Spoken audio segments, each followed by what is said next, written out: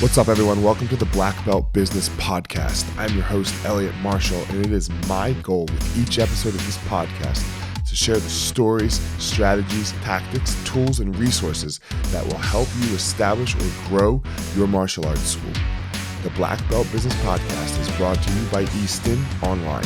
You can find all of our digital courses, martial arts curriculums, and resources designed to help you enhance your business at Easton.Online. So without further ado, let's jump into the episode. All right, guys, we are back. Another episode of the Easton.Online Black Belt Business Podcast. Here we are, Sean Madden back again. Mike Phipps behind that camera. What's up, homie? How you doing? Good. Mikey and I, never mind, I can't say this because I don't know when it's going to come out. So you'll cut that out. I was going to talk some shit about the football game, but it might be months later. Yeah. So anyway, we are back, and we have Sean here because we're talking a lot about the Muay Thai side of things, right? A lot of our academy owners have Muay Thai programs. We get a lot of questions about Muay Thai. We're starting a new Accelerator Plus group, which we'll talk about at the end of the podcast, that Sean's going to lead. So we're introducing the Easton.Online community to you, you to them. Let's talk about something that you touched on for a second in the last podcast we did, and that is why Easton's program is structured the way it's structured. And really, like, it's called Muay Thai and it comes from Thailand, but there's a big difference in the way that we in America, in the West here, structure Muay Thai versus the way it's structured in Thailand. Like this whole open gyms, hitting pads, stuff like that. Can you explain a little bit about why it's different? Yeah, I think that's a great topic, and I think it's something that some academy owners here struggle with a little bit, is that they want to create like this authentic Thai experience at their gyms, but that business model doesn't necessarily work over here. And the main differences to me is that in Thailand, the business model for the longest time has been developing fighters. The fighters are the ones that bring the income to the gyms in Thailand, right? You see a Thai fighter on YouTube, you're watching a fight, their last name is the gym because the gym literally owns that fighter, right? And the fighter wins and they give their money to the gym. That's how the gym makes the income. We don't have that here, right? We don't own. My last name is not Easton because I fought for Easton and you guys own me, right? That's not true for any of our fighters. I didn't know that. Is that fucking true? That's true. Holy shit, that's craziness. Yes. So the fighters are traded. They're chess pieces. I can buy these fighters from this gym. I will sell you these fighters over here, and that's why the fighter has the last name of the gym when you see them fight. Wow. Yeah. So that's the business model, right? Okay. Now it's shifting a little bit over there. Tourism plays a big part in Muay Thai over there now, right? There's a lot of Westerners going over there that are ready to give up their money for privates and stuff like that. And that's a good source of income for the gyms now too. But here, again, we talked about on the last episode, a very, very small amount of your members at your gym are going to compete. The other 99.9% of your members at your gym, we have to have something for them to have progression, to stay in the sport of Muay Thai or stay in the sport of Jiu-Jitsu and continue to grow.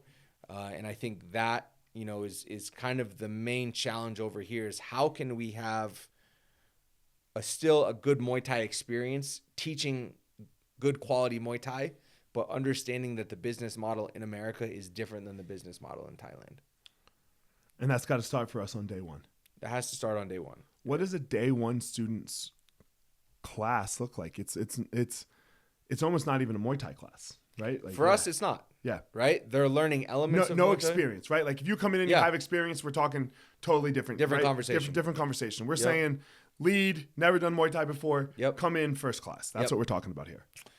And, we can dig into this with class structure next, but for us at Easton, at the majority of our locations, we have heavy bags, and a day one student's first experience is going to be on the heavy bag in what we call our kickboxing class. And why do we call it kickboxing instead of Muay Thai?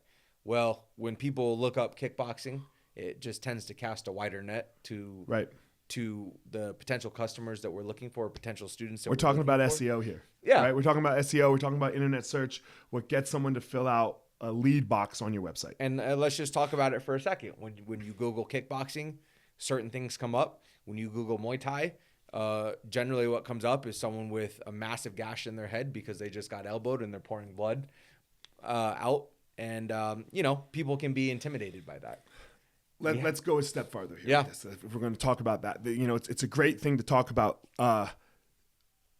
You want to use words on your website, in your SEO, in your Google searches that people can relate with. Yeah. So with that, when they search them, they go, "Oh, I could do that."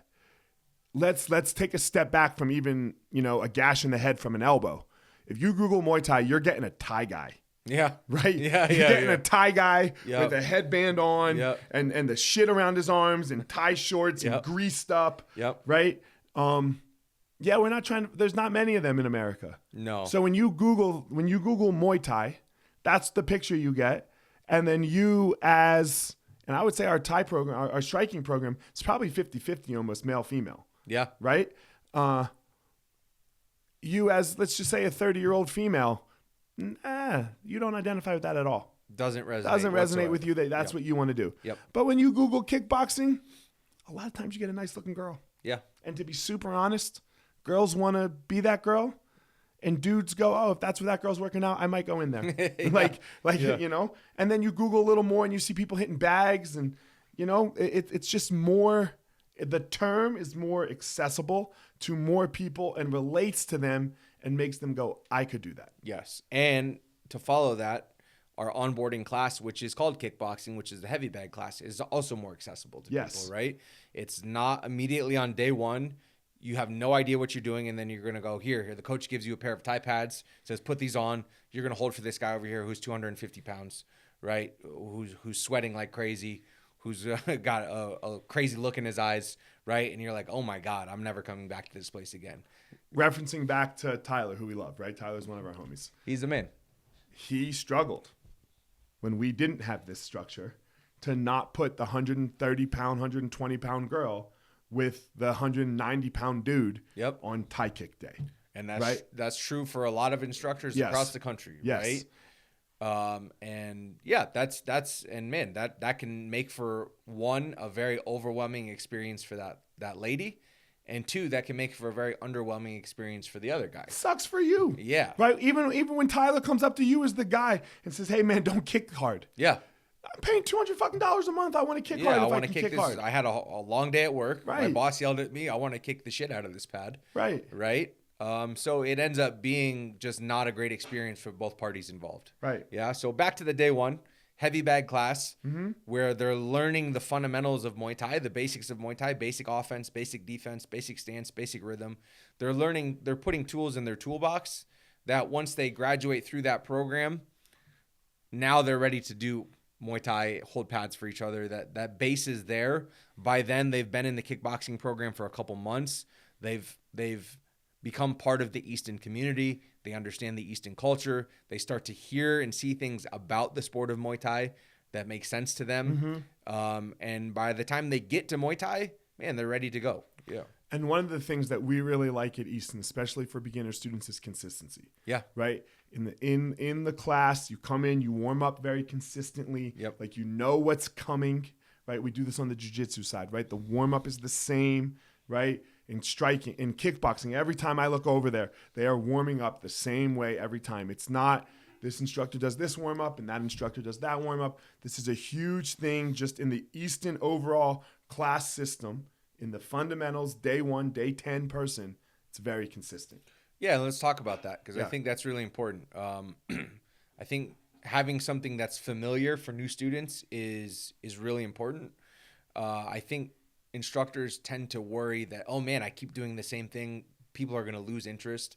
Man, we talked about this already. These people are day 1, day 5, day 10 into a lifelong journey. Even if they've seen this 4 times, 5 times, 10 times, 20 times, it's still new to their body. It's still new to them. It may not be new to you as an instructor. But man, if you look at the other side of it, man, people will come in, they have no plan for their class.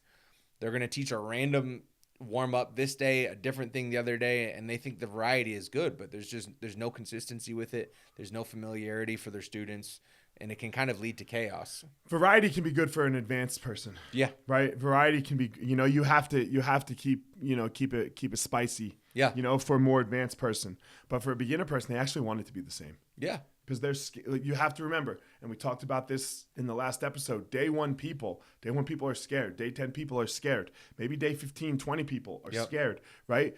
They're scared to come in the gym. And if they know what's going to happen in the first 5 to 10 minutes of that class, the fear just comes down. Yes. And then it actually allows them to go learn the shit that you're actually teaching them.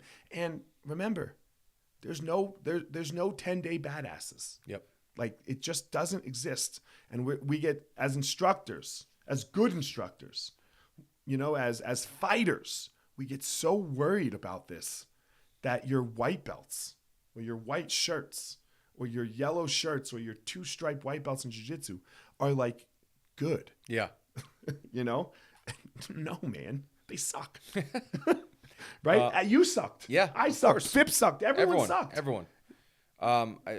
To stay on this kind of familiarity and redundancy topic, I'll take this even a step further, because this is a big part of our program too, is that we've designed our kickboxing classes to be basic and to be redundant. One, for the safety and familiarity of new students, but two, we are not a kickboxing school, right? We have a Muay Thai program. We have a good Muay Thai program, and we want our students to go from day 1 in kickboxing to day 30. Now they're in our Muay Thai program, which is really our bread and butter.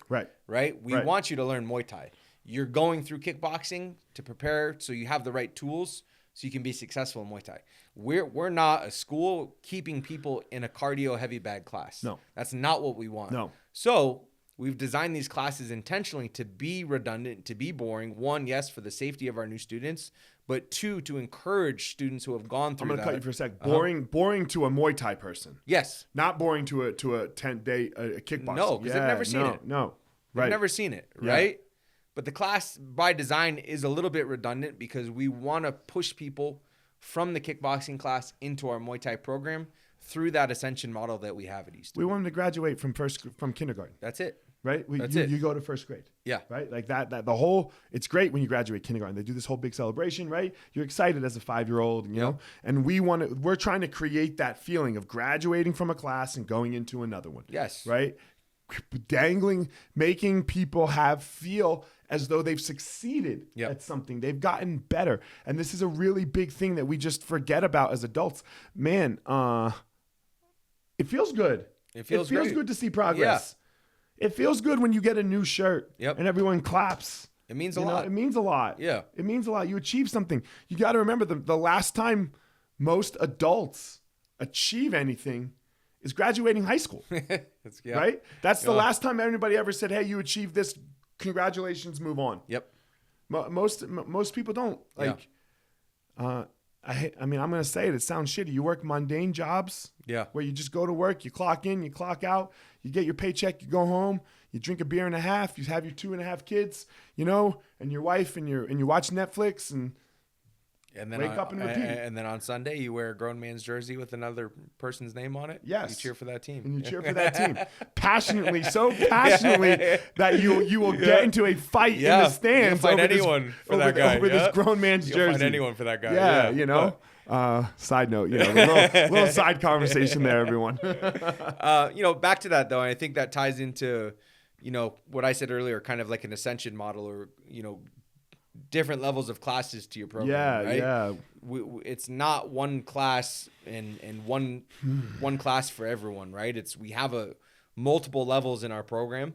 We want students to be able to kind of unlock every single one of those levels when they're ready to, right? Not by just time and consistency and training, but other merits. And that gives them something to look forward to. I think that's really important. Let's go to class structure. Yeah. And the killer of all programs, in my opinion, is the all levels and all levels only classes. Yeah. Only having one level of classes. How do you feel about that? Yeah. I think early on as a program, it's going to be a necessity when you don't have enough students. But if the program is growing and successful, as hopefully it should be for Muay Thai business owners, then ultimately you have to start making different levels of classes. I think that's really important, not only for your business, but it's important for the students' progression and retention as well. Keeping it only at one level which is going to be in all levels, is probably the quickest way to lose students, for them to lose interest in it. On both ends. Yeah. On both ends. On both ends. Your good students are going to leave, and your new students are going to leave. Right? That's it. The one's too scared, and one's too bored. Yep. Exactly. So, for us at Easton, in general, we have our kickboxing, which is kind of our day one, our onboarding program. They graduate into Muay Thai fundamentals. How long does somebody stay in kickboxing? Yeah, a couple months. 10 weeks, 12 weeks. Okay. Depending on. Obviously, all these suggestions are based on them a little bit, right? Obviously, if they see great, if you see like, okay, this person can move on, you move them on a little sooner. Yep. If you see, hey, this person needs a little more time. Yeah. And we could talk about that later too. But all of this stuff related to promotions, ranking system, class structure, these are all going to be baseline stuff, right? It's not hard and fast. It's not, you hit 10 classes, now you're getting promoted to this, right? These are guidelines. These are bumpers for our instructors to have. When students hit certain amount of class and time, then they start to get evaluated. And I think that gives us a certain amount of control and allows us to maintain that quality through the program too. And when you say quality through the program, it's not just at Boulder. Yeah. Like we want to be able to keep this quality from school to school to school. We scaled it. We scaled it, right? Now, look, if you only have one school, you can bring it down to that. Yep. But the system is created so that it's like you could have 10 schools. Yep. And they all work like this. Yeah, and I think that mindset for any Muay Thai business owner is really important. Is, can I make this work for my next 50 students, my next 100 students, my next 200 students, my next academy, right? So building these processes in a way that's going to set you up for success later on, and aiming for that higher goal that we talked about before. I'm going to verge on this topic a little bit, and this is going to be just a little bit more about the business owner role here. Man, you got to think big, right? You got to think big. And I think I'm a big thinker. I've learned to really be a big thinker as I've gained more confidence in myself as a person. And you just fail a lot. Yeah. Like when I'm thinking of, and probably you too, you see these ideas, right? Like you're a program director, your goal is visionary. So you see these ideas and you have these big grand things, and then man, they just don't work out. Right. And that's okay. Yeah. Right. And I think sometimes as academy owners and people that run schools, you get scared to fail again. Yeah. Right. You get scared to fuck up because you've had some success, or because you've opened a school, or because you were a good fighter. And it's like, dog, this is just that process never ends. Yeah. Right. So so often when you think, oh, I'm just going to keep it at one level of class, that's just because you can do it. That's such small-minded thinking. Yeah. Right. That's like safe, and everything that's gotten you to where you are in your personal Muay Thai journey was big thinking. Yep. That you could be a Muay Thai fighter and fight and do all this. Man, that's massive thinking. Mm-hmm. And now all of a sudden we get small-minded thinking. Right. One class, I'll teach them all. Right? Like put everyone there. I can handle it, and it just doesn't work. No, you have to be willing to make those mistakes, Yeah. And I think it's true for a lot of these people that are owning Muay Thai gyms, jiu-jitsu gyms, martial arts academies. Man, most of these people at one time were fighters. Yes. And we know that it's okay to make mistakes as a fighter, right? You're going to, you're going to lose fights. You're going to make mistakes in fights. You have to carry that same mindset, man. You have to have some level of calculated risk to win fights. Yeah. And it's the same thing in the business. All right. So we've talked a lot about kickboxing, right? And the number one thing in kickboxing really is it's on a heavy bag. There's really no contact with another human being, right? There's no pad holding. There's no slipping punches or blocking or checking low kicks or any of that stuff, right? Everything on a bag, learning how to do the techniques and the basics of really just striking. Yep. What's Muay Thai fundamentals? Yeah. Our next level, which is Muay Thai fundamentals, is basically going to be the focus of that class is now learning how to drill with our partners, right? How to throw my Muay Thai strikes, my techniques onto a partner standing in front of me, learning how to receive those strikes in a controlled manner with a partner, and then also learning how to hold pads. And I say that first because in my opinion, we all know teaching people how to hold pads can be difficult. It's a totally separate skill set from learning Muay Thai. But if you can teach your students how to hold pads correctly, to me, hitting pads is way easier, right? We don't want to spend our fundamentals class teaching people how to hit pads. We want to teach them how to hold pads. And if you have a good paddle holder in front of you, hitting pads, you see the target, you hit the target, right? Now, hitting the pad isn't hard. No. Now, look, if you add even on top of it that we had just taught you how to hit a bag for 12 weeks before that, right? That skill transfers pretty easily. Yeah. Now, if we look at a school. Monkey see target, monkey that's hit it. target. That's it. Yeah. But now you look at a day one at a program that doesn't have an onboarding, that 2 new students come in. This person's never done anything striking related in their life. You're teaching partner A how to throw a jab or a cross or a hook, the technique, and at the same time, you're teaching partner B how to hold the pad for it. You have 2 separate things going on here. Holding pads fucks you up. Oh, if you my don't know how to hold pads, it fucks you up, big man. time. Yeah. And the last thing you want is your students to be out. They put in suspension form or even worse, cancel because they held the pad wrong in their first class and they tore their shoulder, right? And man, I hate to say it, but this happens at a lot of Muay Thai schools, right? Because they don't have an onboarding program.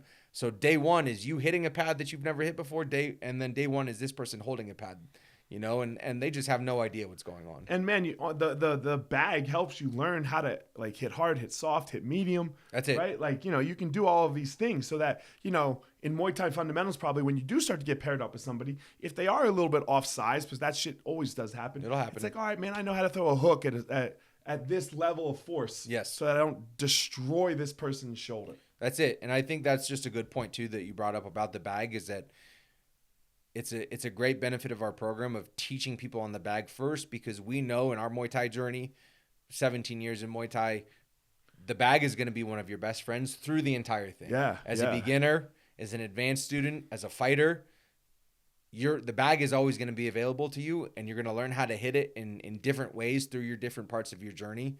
So starting that relationship early on with our students with a heavy bag and understanding this is like such a valuable tool in Muay Thai, I think is really important. Massive mistake we made opening Easton Denver real fast. Little side tip here. We spent a ton of fucking money on a amazing heavy bag structure. Total waste of money. Yeah. Just build something that can hold some bags.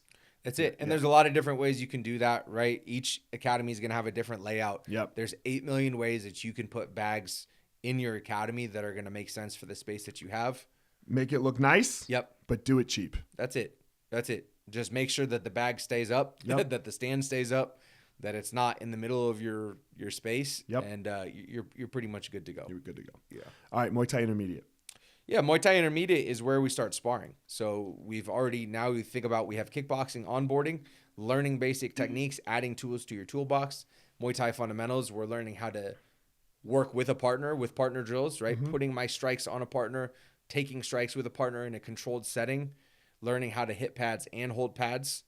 And then now once we graduate through fundamentals, we're ready to spar. So we've gotten through 2 levels of our program.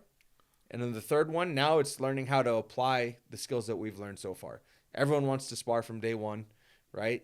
Or maybe not everyone. A lot of people want to. Some people are terrified of it, right? But when we put it in a level at intermediate in our program, it does a lot of things really well.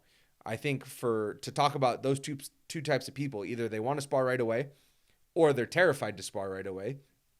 For the people that want to spar right away, we've set a standard that they have to get to this level. They have to put the time in to be able to spar.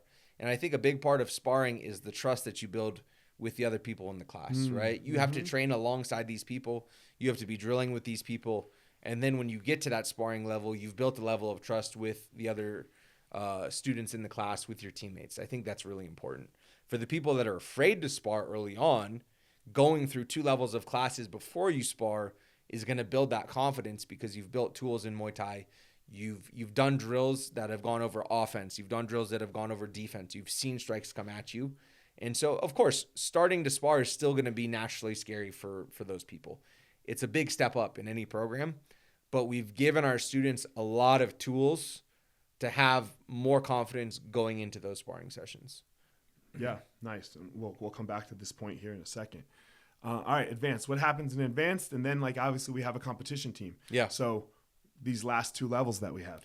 Yeah, man. Advanced for us is a 90-minute class. Okay. I think it's really important that to be training at that level, you should be learning to train longer. And I also think it's important that when you get to that level, you have different modalities of training inside of that class, right? So in an hour class, an hour can still be a long time if you teach it the right way, but for a level that is advanced, 60 minutes is not very long. You're not going to be able to get through. You might be able to do some pads and some drilling. You might be able to do some drilling and some sparring. But in a 90-minute class for our advanced students that have all of these tools now, we can hit pads, we can drill, and we can spar. We can hit pads, we can hit the bag, we can clinch. Right. Our instructors have the ability to use 3 training modalities as opposed to 2 or even 1 in a 60-minute class. And once you have all of these tools as a student and you're training at that advanced level, to be able to put all of that stuff together inside of a longer training session, I think is really important. Everyone always wants at an advanced level, jiu-jitsu, Muay Thai, doesn't matter. You want some sort of like real life training. Yeah, you have to. You have to. And an hour, we feel, in both jiu-jitsu and Muay Thai on these sides, it's just not enough. It's not enough. Right? Like, because at the end of the day, you want to go. Yep. Right? You want to go. In some way, you want to go. Now, we have to structure that well as the instructors, but you got to realize they want to go. And they want most of the class to be going. Yep, 100%. So, and then what's competition? And competition team, exactly what it says, right? It's for our students who have progressed through the program, who have shown interest in competing, and they want to step in the ring and they want to test themselves. This is generally by invite. It's not necessarily something on the schedule, although it can be. But this is, again, for the students that want to go above and beyond. I think it's really important. This is where the get the fuck up motherfucker might come out. Yeah. We're going to work hard in this class. We're going to work hard in this class. And this is where you can now have that kind of Thai style training. Yes. Right? Yeah. You can do a little bit more open format. You can push these guys harder. You can yell at them. You can get out your stick and you can hit them on the legs when they're being lazy with their footwork. But this cannot be the bulk of your classes, right? The way that we just described this is 5 levels of classes, and this is that last level. And if this is a pyramid, it's the smallest thing at the top. Yeah. Right? It might be the most intense training, but it's for the smallest group of people, and it's not the core of our program. And look, you need to hide it a little bit. Yeah. Like I fucked up the other day. Yeah. I was in Denver, and I had my classes at 3:45. Yeah. And an intro person came in, and I didn't notice them. And they came in super early. Mm-hmm. And my guys fucked up. Yeah. And I screamed, "What the fuck do you think you know?" Crystal, Crystal. Yeah. Right? Yeah. Like I was having them do some hard work, and she won the hard work. She's a 40-year-old soccer mom, and I got 20-year-olds. And I was like, what the fuck are you, like you must have lost your, I am chucking F-bombs at my young 20-year-olds. And then I look up and there's this lady filling out fucking new paperwork. Yep. New paperwork. And I went over and I tried to be like, hey, I'm Eliot. Nice to meet you. That's a competition class. Yeah, she didn't sign up. She didn't sign up. So, so, that last competition piece, let's be clear, it's not the bulk of your academy. It's a very small amount. And it's got to be at some off times, right? You can't have the kids class in there at your competition class, right? You can't have them bumping into each other. It's a different energy. It's a different energy, man. Yep. And they're both necessary. Yes. But it's a way different energy. Yes, that's a big part of it. And just to add on to that before we move on, it's just because it's the smallest piece, it is still very important. Very important. If we take this piece off the pyramid, we're trending towards the McDojo. Yes. For any school, right? Yeah. It's still the tip of the spear. We still need to make sure that we have quality fighters and quality athletes from both sides of the program, but you just have to understand where this fits into your schedule. If there's normal members, your general population in the academy at that time, you can't be putting a competition team training at 5:30 on your schedule and beating the hell out of these guys in front of day one kickboxing people. I relate this one to it's like sex with your spouse. You're not doing it at fucking when the kids are home on Saturday afternoon. You know what I mean? Yep. Like down in the living room. There's a time and a place. There's a time and a place. Yep. It's necessary. It's very important. It has to happen. Yep. You have to have, spouse time. Yep. But there's you got to do it at the right time. It has to happen. Yep. And make sure you're focusing on the other main things as well. That's it. Main thing, kind of separate. That's it. All right, man. You already touched on this a little bit about how this benefits an entire community, like this structure. And I where you put it in was like, you have this first day student that's scared to spar, and you have this first day student that all they want to do is spar. And this structure leads to a path for both of these people, right? Of hey, we're going to get you to be able to spar, where you're going to feel very comfortable. And it also gets this person over here who's like, let me bang, bro. Yep. It keeps this person kind of safe. Yeah. And teaches them some skills so that, we can get to the let me bang, bro, without the actually banging. Yeah, that's it. I think we've done a nice job of setting it up in a way that ascending through the program builds culture and it builds community. And as people progress, they can kind of meet in the middle. Like you said, we just talked about both ends of the spectrum for a student interested in sparring or terrified of sparring. But the way the program is set up right now and the time that it takes to get to each level, hopefully by the time they get to that intermediate class, at least what we've seen kind of in general with our students, is that they're going to find that middle ground. Yeah. They're going to be confident enough to spar by then, or they're going to have been tempered enough and done enough training where they go, oh yeah, man, I'm glad I waited this long to spar. I now I can see that I wasn't ready to spar right off the bat. 100%. Man, let's wrap this up, and I think we need to make this shirt, Phipps.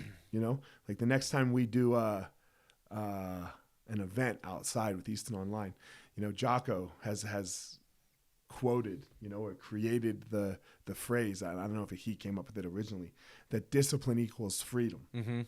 And what we've really been talking about here on these first 2 episodes is systems. Yeah. And I think systems are a form of discipline. And in your martial arts academy, systems equal freedom. For sure. Right? You get to do all kinds of shit when you create systems, when you create structure. The next system we're going to talk about in our next episode is a ranking system. Yep. So when you hear that systems equal freedom, what does that mean to you? Yeah, it's exactly right? We go back to the person that's working in the business that is teaching 25 to 30 classes a week, that doesn't have systems in place, that's doing all of it on their own. There's no time for anything else, right? But when we put these systems in place, when we develop them, we put the staff in place, we know that they're qualified because they did the training that we developed for them. It frees up time to do other stuff and create that freedom for you as a business owner. And freedom could be a bunch of different things. That could be continuing to work on the business. That could be time with your family that you've been missing for so long. That could be traveling to fights, man. You see all these people all the time. You're jealous. They're in Thailand. They're here. They're there. You're sitting teaching another fundamentals class at 6:30 on a Friday night. These guys are all over the place. Man, you have to have these systems in place in order to find the time to do that stuff. Whatever freedom looks like to you, but it won't come without systems and SOPs in place. Man, it just allows for so much. I think even just me and you, and we already had a good relationship. Yeah. I think I think the trip with Drew. Yeah. We got a better relationship, yeah, right? For sure. Which is, again, when you break it all back down to it, with the reason all of that happened, the reason that we can sit here right now, because what time is it? It's almost noon on a Wednesday afternoon. Yep. I think 5 or 10 Muay Thai classes have probably been taught already today. Yeah. Between the schools, or at least one at each academy that has it. Yep.